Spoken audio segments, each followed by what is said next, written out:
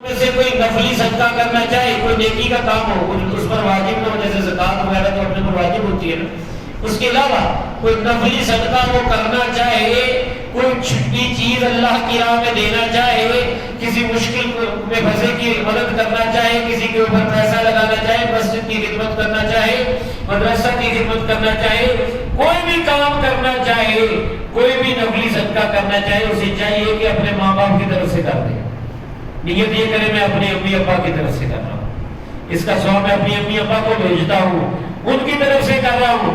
نبی پاک نے فرمایا فَيَكُونُ لَهُمَا أَجْرُهُمَا أَجْرُهَا، اس کا ثواب ماں باپ کو بھی ملے گا، وَلَا يَنْقُصُ مِنْ أَجْرِهِ شَيْءٌ، اور یہ بندہ جو بیٹا جو کرنے والا ہے اس کے بھی ثواب میں کوئی کمی نہیں ہوگی۔ تو ویسے بھی ہم نے صدقہ کرنا اپنے ثواب کے لیے، تو نیت یہ کر لی جائے کہ میں یہ والدین کی طرف سے کر رہا ہوں، تو یہ کتنا زیادہ اجر و ثواب ہے۔ میں اپنی گفتگو کا بالکل اینڈ پہ آ گیا ہوں۔ آخری بات یہ کروں گا کہ پہلے میں نے بتایا کہ حیات میں ہم نے کیا کرنا ہے، اب ایک حدیث شریف کے ذریعے اب یہ دیکھتے ہیں کہ ہم نے ان کے جانے کے بعد کیا کرنا ہے۔ بنو سلمہ قبیلہ کے ایک شخص تھے انصاری، نبی کریم صلی اللہ علیہ وسلم کی بارگاہ میں عرض کی کہ حل باقی ابی ابوی شیء ابرہما بہ بعد موتہما، یا رسول اللہ صلی اللہ علیہ وسلم کیا کوئی ایسا کام رہ گیا ہے کہ کوئی ایسی ڈیوٹی میری ہے کہ میں جس کے ذریعے والدین کے فوت ہو جانے کے بعد بھی ان کی خدمت کر سکوں؟ یعنی دنیا کی خدمت تو سمجھ آ گئی کہ وہ سامنے ہے تو کیسے خدمت کرنی ہے، لیکن اگر وہ دنیا سے چلے جائیں تو پھر بھی میرے ذمہ ڈیوٹیاں کوئی ہے؟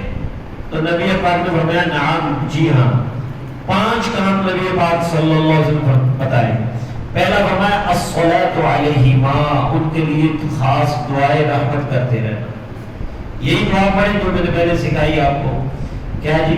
رب ارحمہما کما ربیانی صغیرا، یہ دعا کرتے رہے۔ اسی طرح فرمایا دوسری واستغفار لہما، ان کے لیے خاص کر بخشش کی دعا مانگتے رہنا، دعائے استغفار۔ یہ تو آپ دیکھیں قرآن کریم میں اللہ والوں کی یہ ادا ہے۔ حضرت سیدنا ابراہیم علیہ السلام کی دعا سورہ ابراہیم میں موجود ہے، ربنا اغفر لی والدیّ، اے میرے پروردگار مجھے بھی بخش دے، میرے ماں باپ کو بھی بخش دے۔ حضرت نوح علیہ السلام کی دعا رب اغفر لی والدیّ، آگے تمام لوگوں کے لیے بھی مانگی، لیکن پہلے تو جز میں اپنے لیے اور والدین کے لیے۔ تو بخشش کی دعا مانگتے رہنا، اس سے یہ ہوگا آپ اگر 5 وقت کی نماز بر وقت پر باقاعدہ پڑھتے رہیں، ہر قضا اخیرہ میں آپ یہ دعا پڑھ لیں گے ربنا اغفر لی والدیّ۔ تیسرا فرمایا انفاذ احدہما، ان کے وعدوں کو جو انہوں نے جائز کسی کے ساتھ معاہدے وعدے کیے ہیں ان کے بعد وہ اس کو نافذ کرنا، اس کو عمل میں لانا۔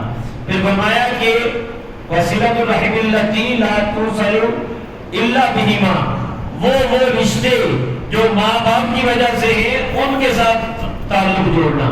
ماں چلی گئی تو ننیال کے ساتھ اس نے سلوک کرو، باپ چلا گیا تو ننیال کے رشتوں کے ساتھ اس نے سلوک کرو۔ ماں کی وجہ سے جو رشتے ہیں ان کا احترام کرو گے، ماں کے جانے کے بعد ماں کے ساتھ اس نے سلوک میں شامل ہو جائے گا۔ باپ کے جانے کے بعد چچا تایا پھپھو دیگر جو رشتےداری رشتے ہیں ان کے ساتھ رشتہ جوڑو گے تو یہ ان کے ساتھ اس نے سلوک، تو میرے آقا جوڑنے کے لیے آئے تھے نا۔ اور اسی طرح آخری فرمایا اکرام صدیقہما، ان کے دوستوں کا بھی احترام کرنا۔ باپ گیا ہے تو باپ کے دوستوں کا احترام کرو، اور ماں چلی گئی ہے تو ماں کی سہیلیوں کا احترام کرو، تو یہ بھی ان کے ساتھ حسن سلوک ہے۔ برحال دنیا فانی ہے، جانا سب نے ہے، پیغام یہی ہے کہ اس دنیا میں رہ کے ہمیں اپنے آخرت کی تیاری کرنی چاہیے کہ فانی دنیا ہے چند دہاڑیاں دی تے آپس اساں قدر کھینا، جو کچھ لکھ دیتا جو لکھن والے او تو لینا او میں لینا، تے تیریاں میریاں کرن کس کارن، تو بھی ٹہ پینا میں بھی ٹہ پینا، سدا آنا تے بکلا مار کرنا، نہ کچھ تو کہنا نہ میں کہنا، تے جو کچھ کرنا ہی تیری جانت تے تو ہی آپ سہنا میں بھی آپ سہنا۔ آ رب نو راضی کر لئیے، نہ اتھے تو رہنا نہ میں رہنا۔ اللہ تبارک و تعالی قاری صاحب کے والد محترم کی کامل طور پر بخشش اور مغفرت فرمائے، اور تمام مومنین مومنات کی، ہم سب کے والدین کی بھی بخشش فرمائے۔ وما علیہ الا البلاغ۔